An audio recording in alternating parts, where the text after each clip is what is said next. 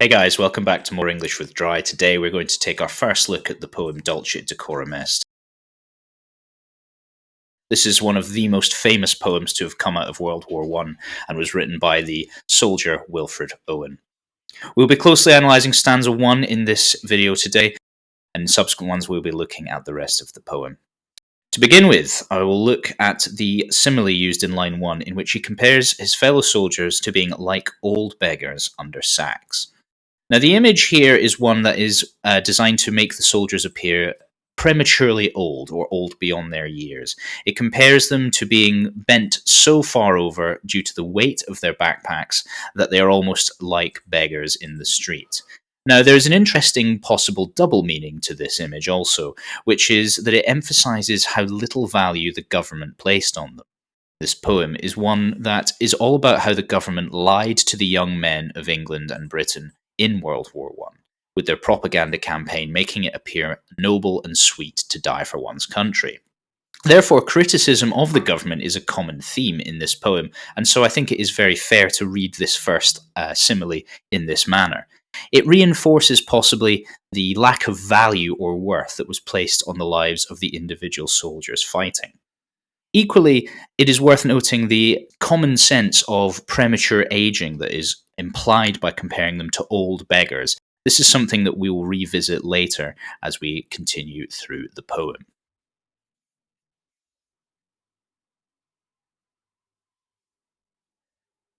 The heaviness of the bag is something that is created by the soldiers having to carry quite so much kit and equipment with them. Wilfred Owen, in doing so, creates a sense that they were constantly living out of their backpacks, almost incapable of housing anything anywhere for a long period of time. He continues with the alliterative knock need. Now, this is a very effective use of imagery. Specifically, this is sound imagery.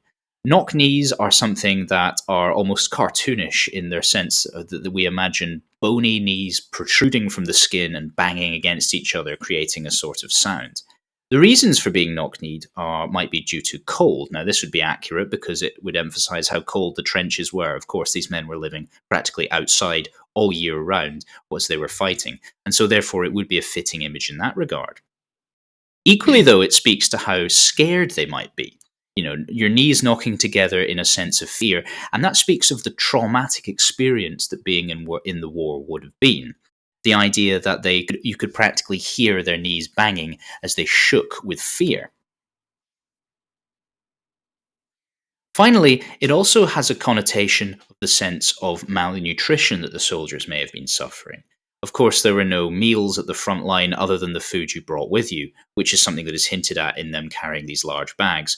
And so it suggests that they were extremely thin and had lost a tremendous amount of weight as a result of their campaign in the battlefield.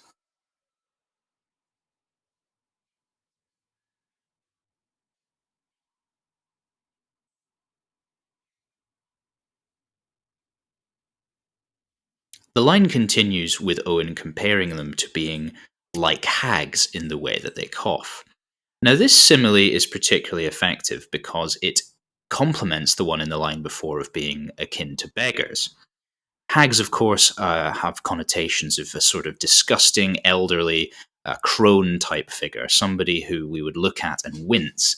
This shows how changed the young men would have been due to their experiences in battle. It shows that their physical appearance would have become almost witch like in how decrepit and old that they suddenly appeared. It's a very sinister image too, because it implies a sense of wickedness. Now, clearly, Owen is not suggesting that the men themselves had become like this. However, it is possible that they lost their youthful exuberance and even naivety because of how horrendous the things they were seeing were. We are presented as the reader with an overall sense of the men being changed beyond repair by the things that they saw and witnessed.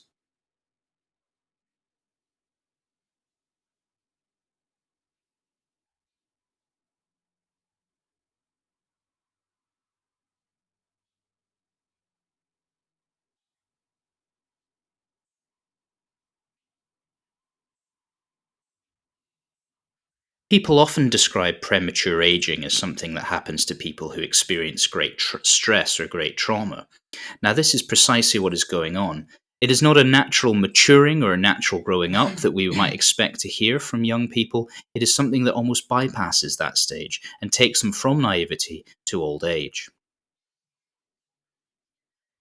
Owen continues describing how they cursed through sludge.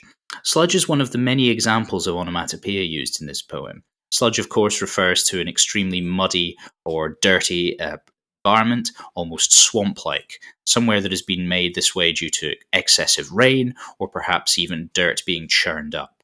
Now, this would be accurate in every sense when we are thinking of the Flanders fields that the war took place in. We imagine ground and field that has been blown to bits and therefore mud is everywhere, as well as inclement weather conditions in which rain and storms would have been the norm. The word sludge is onomatopoeic and almost reminds us of the sound that you would make whilst walking through an environment like that. It is almost as though we can hear the men dragging their feet and lifting them up as they go through this putrid and muddy swamp of a battlefield. It is fitting, and it equally serves to remind us of how hard the simple task of walking would have been for these men.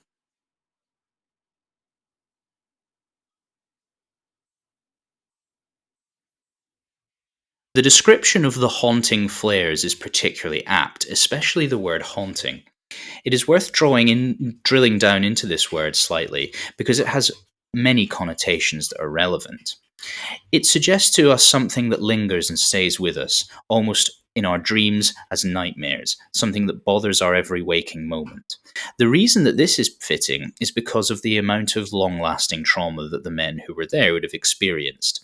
Known at the time as shell shock, it is something we understand today as being PTSD or post traumatic stress disorder.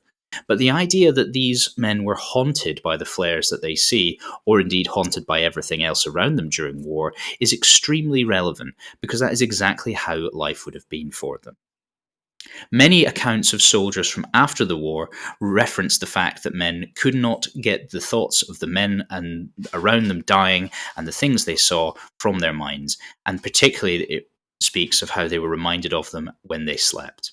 This reinforces the possibility that war robbed men of their ability to sleep and also be at mental peace.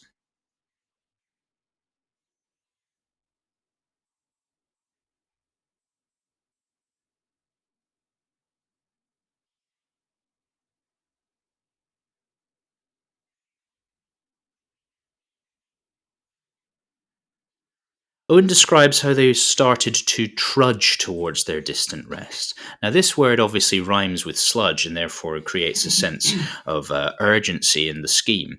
However, in general, the fact that the two words are such plosive sounding words indicates an overall sense of slow, methodical movement, which is exactly what would have been the case for these men as they slowly dragged themselves from the battlefield.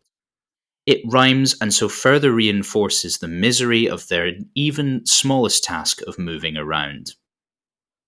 Trudge also connotes a sense of unhappiness, misery, or even defeat. Trudge is never used in a positive or uplifting sense. And so for the men, this is very fitting because they would have felt like this on a constant basis. The simple act of walking was for them extraordinarily hard work.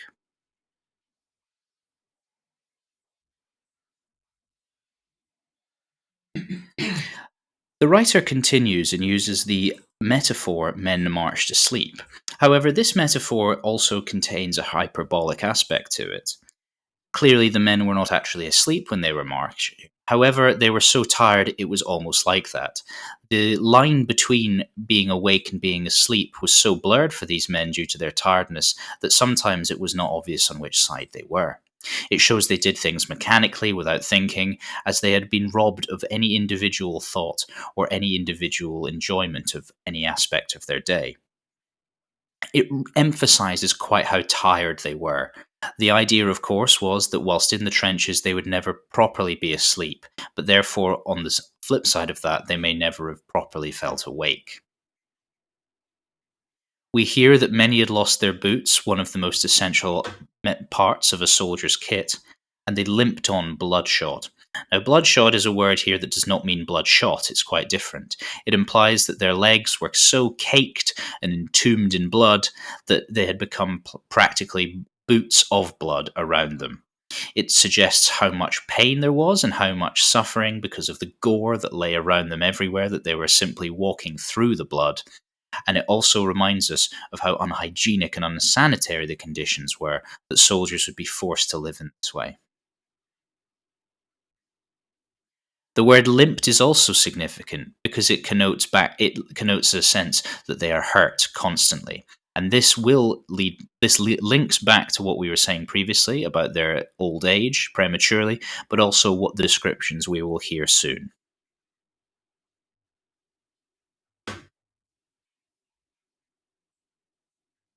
Owen describes all went lame, all blind. Again, he uses hyperbole to indicate the level of suffering that took place. Not all went blind, but the number that did would have been catastrophically high and surprising to the people back home in Britain. He therefore describes all as going through that process in order to create a feeling that this was the worst war that had ever happened. Lame is a word that is more often or more commonly used to describe cattle or horses specifically. This again shows the low value on the lives of the individual soldiers placed by the generals, those in charge back in the UK. Equally, though, blind is something that is mirrored in the second to last line of this stanza, where we hear about how they went deaf, and so that is something that is worth noting also.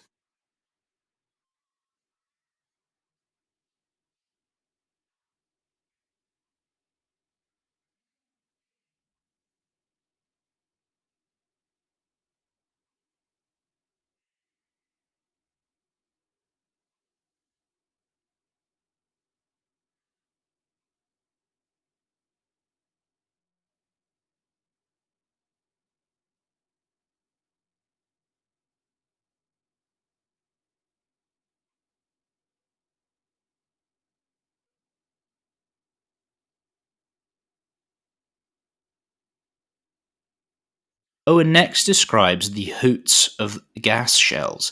This was the delivery mechanism for the poison gas that was so ubiquitous in World War One.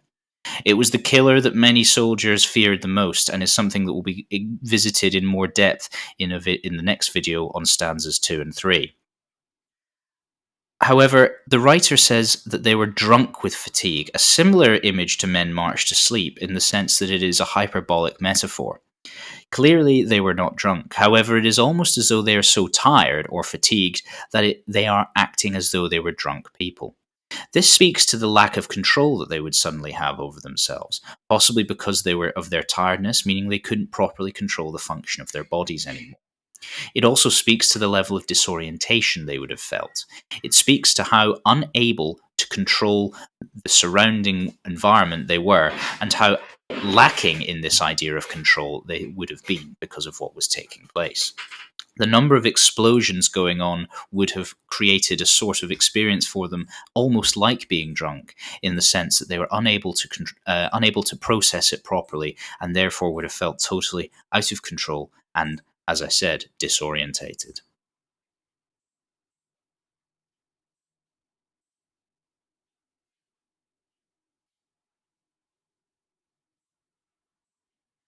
We now hear the description of death, and it is this complete lack of sensory feeling that is something that we must now explore. We have heard variously that the men were lame, blind, and also deaf. This indicates quite how much that the war robbed the young men of. It seems to have taken everything from them that they were able to call their own. They've taken even the most basic senses of hearing and of seeing. It creates a very harrowing impression of what life was like for these men.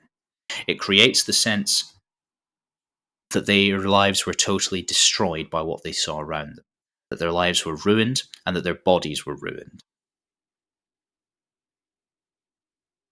It possibly also speaks to how desensitized they became. If they are deaf and blind to to things going on around them, then it possibly indicates that nothing actually can shock them anymore.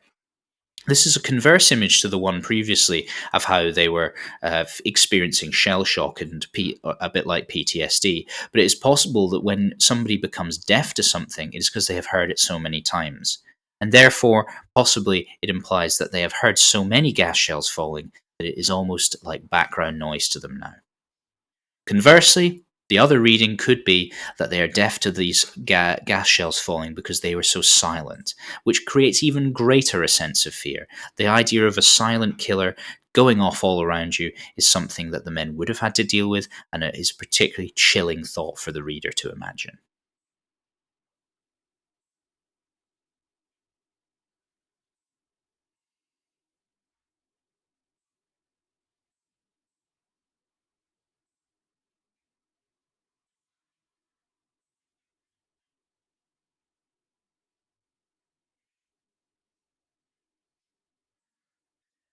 I really hope you found this video helpful. Make sure you stay tuned for more from English with Dry. Specifically, we will look at stanzas 2 and 3 of this poem next. Goodbye.